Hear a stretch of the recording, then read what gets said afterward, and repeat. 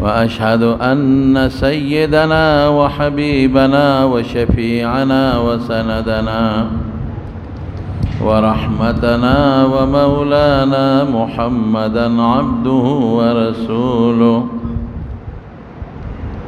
أما بعد فأعوذ بالله من الشيطان الرجيم. بسم الله الرحمن الرحيم. كتب عليكم الصيام كما كتب على الذين من قبلكم لعلكم تتقون. در رمضان مبارک میاشتا او الله فرمایي چې پتا سما روزه فرض کړی دي چونکه روزه یو ګران عبادت ته د خپل خواهشاتو سره مقابله ده. نو د انسان په ذهن کې راځي چې واقعي دا خو ډېر ګران کار دی، آسان کار نه دی روزه نیول. دا روزه د خوراک نه به ځان ساتم، د څښاک نه به ځان ساتم، او د نورو خواهشاتو نه به هم ځان ساتم. نو چې کله پریز شي نو انسان ته ګران شي. هسې به انسان ته یو شی پروت وي، زړه به ورته نه کېږي، خو که تا ورته ووایي چې دا به نه خورئ نو بیا ورته شوق پیدا کېږي. دا د انسان فطرت دی. که ته ورته وایې یو شي له باړو ګوتې هم نه وړي، خو که دې ورته ووایي چې دې له ګوتې مه وروړه، بیا به ورته شوق وي چې دې له ګوتې وړل پکار دی. یو شي ته باړو ګوري هم نه، او که دې ورته ووایي چې دې شي ته مه ګوره، نو بیا ورته شوق وي چې دا به څنګه وي. بعد انساني که نه چې ته ورته خبره وکړې نو به ځان سره وساتي، خو که دا دې ورته ووایي چې دا خبره بل چا ته مه کوه، بیا خامخا کوي. دا د انسان فطرت دی چې دی وایي چې یو خبره ته کوم خو چاته به نه کوې، بس ټیک ده. مونږ یو والد صاحب مې خدای پاک وبخي، هغه ته چې بچاوي حکیم صاحب یو خبره ته کوم او چاته به نه کوې، مه کوه، خامخا به یې کوه. په ما قیدونه مه لګوه چې چاته به نه کوې. زه قید مید په خبرو کې نه منم. که دا دې خوښوي چې ځان سره محفوظ وساتم، دا نه کېږي. خبره خامخا سړي د خولې نه بچو ته وځي، ښځې ته وځي، هغه خورېږي، دیوالونه مالوي. نو دا قید به په ما نه لګوي چې چاته مه وایې، خامخا یې وایې، موږ راته وایې خبره وکړه نه کوې. عجیبه انسانو. نو انسانی فطرت دا ده چې وایي خوراک مه کوه، اوبه مه څښه، او د خواهشاتو نه ځان مه ساته، ده ورته شوق پیدا شي نو ګران شي. نو چې هر کله ګران شو نو الله څه وایي؟ الله وی کما کتب علی الذین من قبلکم، الکه داس نوی عبادت نه، دا ستاسو نه مخکې په ټولو امتونو باندې لازم. دا مو وایه چې ګنې دا یو سخت عبادت دی او دا صرف په موږ دی. نه نه نه، دا په تاسو نوی نه دی، ستاسو نه مخکې ډېرو قومونو ډېرو امتونو روجې نیولې دي، اگر چې د هغې د روجو کیفیت جدا او زموږ د روجو کیفیت جدا دی. زموږ طالبانو تشبیه په ذات کې ده. بیا فرمائی لعلکم تتقون، غټه فایده د روزې دا ده چې د انسان نه پرهیزګار جوړ شي. غټه فایده د روزې دا ده چې د الله د حکم تابعداري وشي، چې دې څیز نه ځان وساته او دې ته ځان وساتي. بس د روزې غټه فلسفه دا ده. او واقعي که تاسو ګورئ نو د نورو میاشتو په نسبت په رمضان کې د انسان ګناهونه کمي، او د نورو میاشتو په نسبت په رمضان کې د انسان عبادت زیاتی، تلاوت خلک کوي، منځونه پکې کوي، نفلونه پکې کوي، تسبیح لاس کې والی الله یادوي. دا په رمضان کې عبادت لګي او ګوټې په نسبت د نورو زیات. نو د رمضان میاشت دا د بهترین عبادت میاشت ده، او دا هغه میاشت ده چې نبی کریم صلی الله علیه وسلم فرمایي په دې میاشت کې به ځان په الله بخې. مشهور حدیث دی، یو ځل حضور پاک مبارک د منبر په دې لومبې پوړی قدم کې خود نوې آمین، نو چې په دویمه پوړی بیا قدم کې خود نوې آمین، نو چې درېمې پوړی ته کېناست اوخت نو بیا به آمین. حضور پاک به په درېمه پوړی کېناستې ده په دې بره. دا بیا حضرت عمر فاروق رضی الله عنه د نبی علیہ السلام د احترام د وجې نه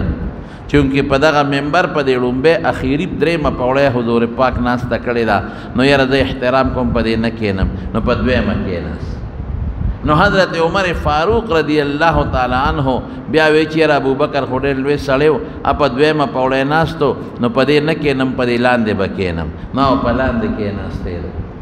نو چې د حضرت عثمان صاحب زمانه راله نو بله پوړۍ خو ونه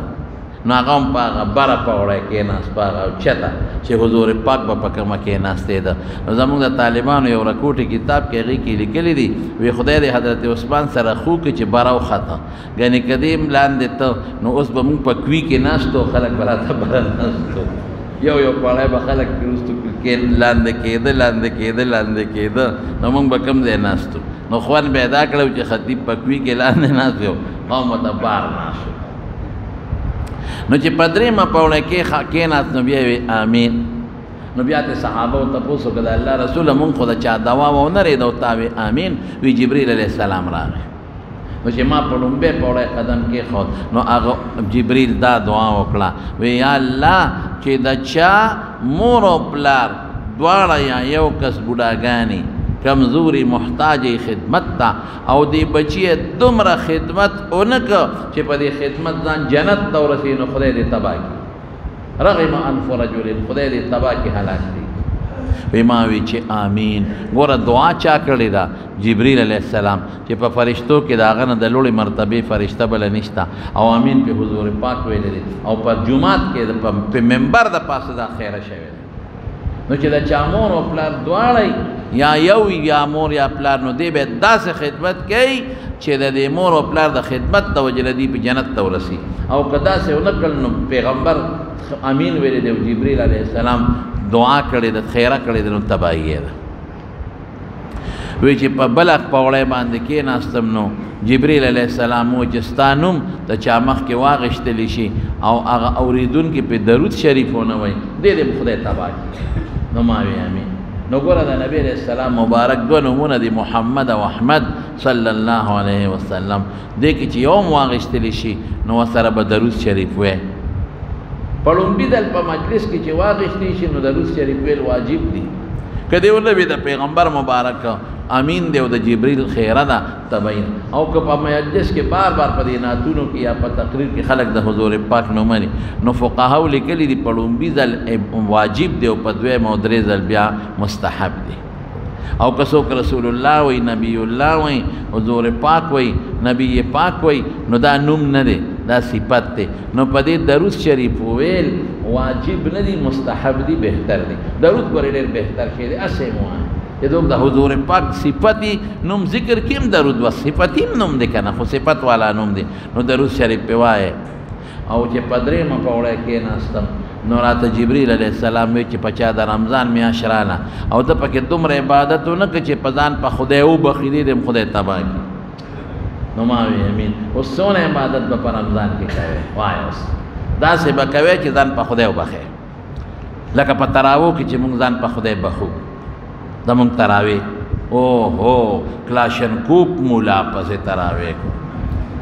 راکټ مولا میزیل مولا چې هغه ډز ډوس ته جوړ کړي او په 20 منټه کې هر څه ختم کړي زمونږ ډېر ښه استاذ دی په 20 منټه کې هر څه ګز ګمبد کړي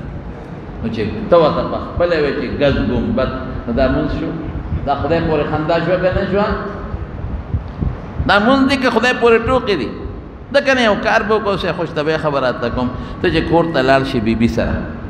خپله بیبي دی د خپل کور کې خلک هر څه کوي او ته چې ښځی له لاړ شي او په یو منډه ورشي ودرېږي او ته یې ښه د شا په کټ سم کوو دغه وکړو ده وکړو سمسی وکړ ټوی پلان کې وړنې او بیا نو ممکن ده چې هغه به سمسی اوچته کړي او په دا مازدیګر به دی وایي چې روغې که دی ونه سمه خبره خو که نه دی په هغه سمسی پېښ شوم او نه دی په ټیپرو پېښ شوم او نه دی په خوروا پېښ شوم او نه دی په هډوګانو بس څه دی ویلې ولې که روغې وایي به راته که به نه وایي نو خدای سره دا کار ولې کوي یو سړي هوټل ته لاړ نو هوټل کې روټۍ خوړه نو هوټل هغه سړی راشي تپوس کې سر راوړم که نه بیره نو چې راغی وایي سر له راوړم نو ده ورته سم پخ کړي دي هوټل کې څه دي نو هغه خو ډېر تیز لګي که نه الوګان او کچالان او نری غوښه او غټه غوښه او قورمه او وریجې او فلان لګي او تیز لګیا نو دی ورته وي یو ځل یې بیا ووایه خوند یې ونه نه هغه بیا په منډه هغه ګردانو که نری غوښه غوټه غوښه لوګان او قورمه پلان وایي څه پکې راوړم وایي ورورې ته یو ځل بیا ووایه نو هغه بیا ووایي ورورې ووایه که نه ما خو درته نومونه واخېست څه دله راوړم وایي لږ په قلار یې ووایه چې یو خو پکې راونیسو که نه تا خو دومره په غر وو چې موږ پکې یو هم راوننیو نو مونځ لږ په قلار وکړه چې فرشته یو ټکي خو پکې ونیسي خدای له خو یو شي که دا موږ څه مونځ دی خدای پورې خندا پرون ماته یو ملګري ټلیفون وکړ وایي زمونږ امام صاحب دا ټلیفوني خبره ده وایي زمونږ امام صاحب چې مونځ کوي نو سبحانک اللهم وبحمدک دا ورپسې موږ نشو رسولی او نه یې وایي یا هم نه وایي بس الله اکبر او هغې سره الحمد شروع کی مونځ کېږي که نه کېږي ما یو کېږي مونځ خو کېږي سبحانک اللهم سنت ده بلکې امام مالک صاحب قایل هم نه دی زه ټیک شو سنت ده که دې نه وي صرف الحمد نه دې مونځ شروع کړو نو هم دې مونځ وشو ټیک شو او اخري کې اللهم صل موږ نشو ویلی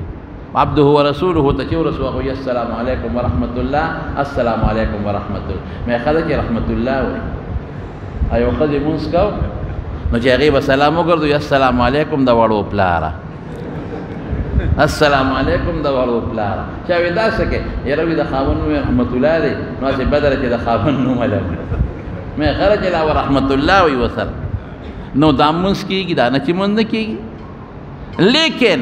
مونځ خو شو ټیک شو سنت پاتې شو لیکن هغه مونځ چې د خدای صفت او ثنا پکې پاتې شي سبحانک اللهم الله ته ډېر لوی پاکي تعالی پاکي ده وبحمدک خدای تعالی ډېر لوی ثنا ده لازمي معنا کوم لغوي نه کوم وتبارک اسمک ستا نوم ډېر لوی د برکت دی وتعالی جدک ستا شان ډېر لوی دی ولا اله غیرک خدای ستا نه بغیر بل معبود نشته څونه ښکلې معنی ده نو دا د خدای تعظیم پاتې یو ثنا پاتې شوه ولې یو خو مونځ کېدل دي هغه په فرض او په واجباتو دې مونځ وشو لیکن د سنتو د پیغمبر مبارک د سنتو فایده څه شوه سبحانک اللهم ولې پرېږدې کم وخته څونه ټایم به پې لګي زر مونځ کې چې دا پرېږدم ولې مونځ کېږي په الحمدو وشو مونځ دی لیکن سبحانک اللهم د الله صفت دې پرېښو که قیامت پر ورځ د خدای د مرۍ نه ونیسي چې زما صفت دې ولې پرېښدې زه ټیک ده بدل په بدل پوره در کوم خو نه کوم د باندې راحه زه نه سره احسان نه کوم زه او بیا درود شریف پکې پرېږدې اللهم صل علی محمد ماشاء الله په پیغمبر مبارک زه خو وایم چې اوږد کا پکې درود شریف په قلار ووایه د رمضان میاشته مبارکه میاشته ښه پکې درود شریف په قلار قلار ووایه اوهو د قیمتي میاشته ګورو ثنا سبحانک اللهم پرېښودو ته ګوره قمقله قیمتي میاشته او په دې کې درود شریف پرېښودو ته ګوره قمقله نو دغه مولا ساده دی ساده دی زر زر مونځ کول دا کم مونځ چې زر زر وشي او فرشتې الله له یوسي الله ویله په دې مخ فرشتو ته وروالی دا مونځ مې نه لري پکار چې افسر ته لاړ شو هسې یو ستا د پوهې دپاره مثال ویم او په افسر ته دې ونه په ادب ولاړ هغه تر چې خبرې کوې څنګه کې هغه د هوټلوالا په شان زر زر کې که په قلار کې په قلار او په اطمینان او چې هلته افسر له لاړ شي ولاړې چې هغه درته وایي چې څه نو خبرې کوې که هغه راته جواب نه ویلي چې سله راغلی خبرې هم نه کوې او څونه وخت تېری که وخت لږ زیات تېر کړم چې افسر صاحب خوشحاله شي نو جومات نه ولې تښتې د خدای ظالمه او چې سلام وګرځئ بیا ناستې ګپ شپ لګئ او د مانځه نه مخکې هم ګپ شپ لګئ په جومات کې ناستې نو چې ګپ شپ له خیر دی او د خدای مونځ لکه 15 منټه زیات شي نو په تا اور بلیږي ظالمه د خدای مونځ دی الله سره مناجات دی رازداري د مونځ معراج المؤمن ورته ویلی شوی دی د الله سره معراج دی معراج علما وایي او مناجات ته رازداري ده نو په اطمینان مونځ وکړه چې الله خوشحاله چې ته زر مونځ کې او په قلار کې زما په خیال ټول به 15 منټه پر ټول به نو 15 منټه باندې مونځ تبا کې شیطان ورته زر دننه ګرول شروع کړي چې زر کوه او ګورې که زر نه کوې مقتدیان به کم شي مقتدیان نه کمیږي چې رښتیا راته ویم ټوله غلطي زموږ د امامانو ده مقتدي ولې کوي کم امام چې اوږد کوي چته به ورته مقتدي ونه وایي چې استاد مونځ دی اوږد وکړه او چې ډېر بدبخته بیا مقتدیان هم شته بعضې چې هغې وي دې جومات کې مونځ اوږد کېږي بل له ځم هلته تراویح زر زر کېږي هلته ځم نو په دې لاره یې ظالمه څونه وخت واخیستې ته چې بل جمعات ته خو 15 منټه خو په لاره تیر کړ پتلو راتلو کې نو دا 15 منټه خدای له ولې نه ورکې مونږ له ولې نه ورکې امامانو دوستانو حضراتو ته زما په خبره دې نه خبر کېږي چې مونږ خپه قلار کوي په اطمینان دا خدای ته ولاړه دو د رمضان قیمتي میاشت کدا د نه برباد شو څه وکوي په قلار ټول مستحبات سنت خو څه کې په مستحبات هم پکې عمل وکړي خو په اطمینان کوي کوم مقتدی در پسې ودرېږي ودې درېږي که نو درېږي بل خپل کار دی کوي او مقتدیانو ته ویم ټول چې زما بیان څوک اورې او په کوم ځای کې اورې چې کوم امام زر مونځ کوي او استاد جي د خدای د عبادت نه ځان مه خلاصوه په قلر کوه د خدای عبادت دی دا مونځ دی دا ټوکې ټقال نه دي خدای پر ټوکې مه کوه مونږ هم غر کې او ځان هم غر کې قومه ونشي قومه ګورې د دریو امامانو په نس فرض ده په قومه کې اندامونه ذات رسول په جلسه کې نه قومه کې سمع الله لمن حمدا الله اکبر لقد ایک وقت او درې کې ربنا لك الحمد خود پسې مقتدی نه وي کنه جلسه کې الله اکبر سجدې نه سر پورته کې او بیا وی الله اکبر ملانیغه کذالک تاسو کې چې قوم هم سره ملانیغه ان شاء الله داسې طریقې سره تراویح کې ها یواش او بل تراویح کوي ګور ډېر لټان تراویح نه کوي خو د کورونا د وجې نه بانه ولا جوړه نه پېشمني لا پاسي او نه تراویح کوي لټان یو دغه بادشاہ دغه خانو دغه یو نوکر لټ د کار نو دا لټ نوکر د سړي نه خوښ لټ مزدور هم خوند نه کوي نو هغه د شپې ونه دغه ورته وي دا خان ډېر حاجي سینګ بلستان ته وخته نوکر یې بلستان ته وخته نو دوی خدای ته خو مې پلار نه کنه تاسو زمانه مخکې بلستان ته ختل صبر وکړه دروازه به بندول غواړي بجلی به وجل غواړي ساس کیو نو دی ورته وایي چې هلکه ته پاسه وګوره چې باران شته که نشته دی پاسه پسې چلو وی او شته وی د بلستان نه پانه سي دی شته وی پیشو راله په هغې مې لاس راښکه لمده وه ګوره راسمن ته هغه وی ښه د پاسه را بجلی خو مړه که کنه دی لی پاسه چې بجلی خو مړه که یا استاد جی په بجلی څه کوې خان صاحب وی بس مړه که ماله خوب نه راځي په رڼا کې وی بس سترګې پټې که تیاره به شي که نه چل به راته وښیم که نه ګرې بړستان په سر راښکه به تیاره شو خدای پاک وی ښه د بل چل وکړه دا دروازه خو بنده کړه کټ نه پاسه دروازه خو بنده کړه وی دا دوه کاره د لمو کړل دا درېم پکې توکه که دې ته لټ وی لټان به ځان نه جوړو ښه ښکلی عبادت به کوو ښایسته عبادت تراویح وکړې د قرآن شریف تلاوت وکړې د رمضان میاشت د قرآن د نزول میاشت ده شهر رمضان الذي انزل فيه القرآن دې کې الله قرآن شریف نازل کړی نو چې کومه میاشت د لوح محفوظ نه بیت العزت ته چې کومه میاشت د قرآن د نزول میاشت ته نو په دغه میاشت کې د خدای قرآن تلاوت کوي ټول به کوي تلاوت انشاءالله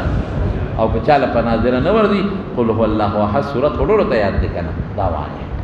ذکر پکې کوي لا اله الا الله درود شریف پکې وایي تسبیحات پکې وایي فضول پکې وخت مه تېره په فیسبوکونو او په موبایلونو فضول وخت مه تېره ها په د علماو بیانونه پې اورئ نعتخواني پې اورئ تلاوت پې اورئ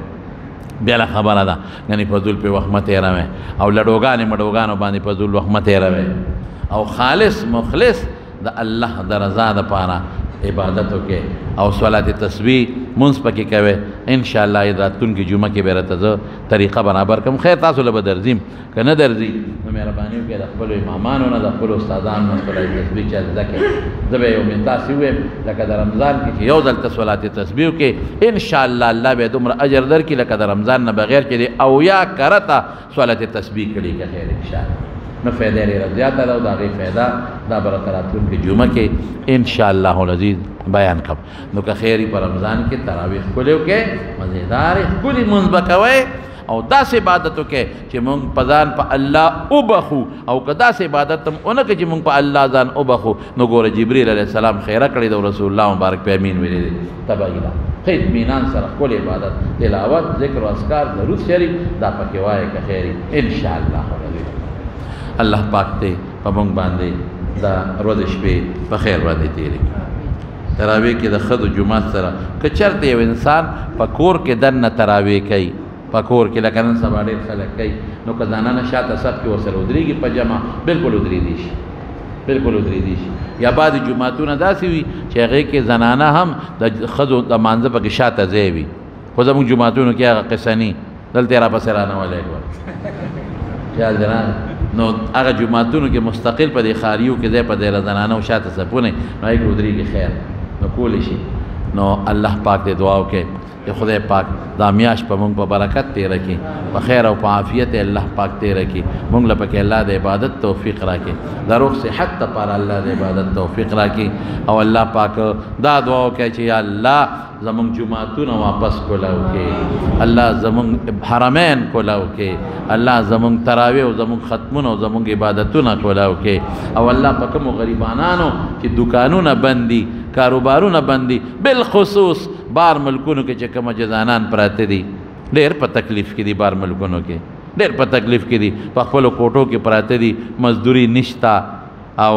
دقسې غریبانان پراته دي دغه خپل مسافر ورونو ته دعا وکړي چې الله پاکې مل شي الله مدد وکړي او الله تعالی د دغه پریشانونه وساتي او دا بیماری کورونا د خدای پاک ختمه کړي خدای دې زمونږ د ملک او زمونږ د مسلمان حفاظت وکړي او بیا زمونږ په دې محله کې سبا دې کسان پته نه لګي خدای ته پته ده خو د حکومت پکې څه پابندۍ مابندۍ دی په دې لګولي چې بعضې کسانو کې دی ما ته خو پته نشته خو دعا وکړئ که زمونږ محله کې وي بل ځای وي بل ځای وي چا کې چې وي نو الله دې ول روغ صحتونه ورکړي الله دې شفا وکړي او ما خو تاسو ته مخکې مې خپل احتیاطي تدابیر کوئ ها الله دې احتیاطي دا زمونږ د محله کې زمونږ د سبحان الله ور والده صاحب وفات شوي و پرون خدای ول ډېره قیمتي میاشت ورکړې ده ډېره قیمتي دعا ورته وکړئ چې الله تعالی مغفرت نصیب کړي او رب العالمین د آخرت خوشحالۍ نصیب کړي او خدای پاکې بچو له او وارثانو له صبر ورکړي او د رمضان د مقدسې میاشتې د دې مرګ ولا خدای د هغې شان لوړ اجر په آخرت کې او په قبر کې نصیب وګرځولي جمرستان دي خو کله ها زه خو دې نیم خبر ها جمرستان دي خور او پاتې پېښور کې ماته پته نه لګېدلې دعا ورته وکړئ چې الله مغفرت نصیب کړي الله د آخرت خوشحالۍ نصیب کړي الله د قبر رڼا نصیب کړي وارثانو له خدای صبر ورکړي بیمارانو له دعا وکړئ چې الله شفا زموږ دا جانزیب ورو ډېر بیمار دی دته دعا وکړئ چې خدای شفا ورکړي نور چې څومره بیماران په کورونو هسپتالونو کې الله ټول له شفا ورکړي د چا بچي نه الله نارینه اولاد ور نصیب کړي او خدای د چا روزګار ډېر دیاړي مار غریبانان بې روزګار دي ډېر پریشانۍ کې غریبانان پراته دي نو دیاړي مار غریب خو چې دیاړي ونه لګي خدای روزي ورکوي دعا وکړئ چې خدای پاک د ټولو د خیر او د برکت رزق نصیب کړي زموږ الله ستاسو د ټولو مل شي وصلی الله تعالی خیر خلقه محمد الحمد لله نحمده ونستعينه ونستغفره ونؤمن به ونتوكل عليه ونعوذ بالله من شرور أنفسنا ومن سيئات أعمالنا من يهده الله فلا مضل له ومن يضلله فلا هادي له ونشهد أن لا إله إلا الله وحده لا شريك له ونشهد أن محمدا عبده ورسوله أما بعد فأعوذ بالله من الشيطان الرجيم بسم الله الرحمن الرحيم يا أيها الذين آمنوا اتقوا الله حق تقاته ولا تموتن إلا وأنتم مسلمون يا أيها الذين آمنوا اتقوا الله وقولوا قولا سديدا يصلح لكم أعمالكم ويغفر لكم ذنوبكم ومن يطع الله ورسوله فقد فاز فوزا عظيما يا أيها الناس اتقوا ربكم الذي خلقكم من نفس واحدة وخلق منها زوجها وبث منهما رجالا كثيرا ونساء واتقوا الله الذي تساءلون به والأرحام إن الله كان عليكم رقيبا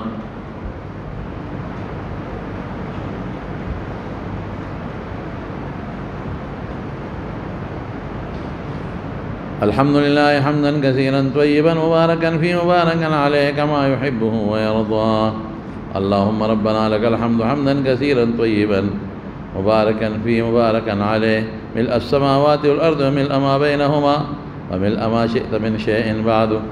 الله أكبر كبيرا والحمد لله كثيرا وسبحان الله بكرة وأصيلا وصلى الله تعالى على سيدنا ومولانا محمد وآله وعترته بعدد كل معلوم لك إن أصدق الحديث كتاب الله وأحسن الهدي هدي محمد صلى الله عليه وسلم وشر الأمور محدثاتها وكل محدثة بدعة وكل بدعة ضلالة وكل ضلالة في النار وقال رسول الله صلى الله عليه وسلم من أحدث في أمرنا هذا ما ليس منه فهو رد. وقال رسول الله صلى الله عليه وسلم لا يؤمن أحدكم حتى يحب لأخيه ما يحب لنفسه. اللهم صل وسلم على سيدنا ومولانا محمد وآله وصحبه أجمعين. سبحان الله وبحمده سبحان الله العظيم. سبحان الله والحمد لله ولا إله إلا الله والله أكبر ولا حول ولا قوة إلا بالله العلي العظيم.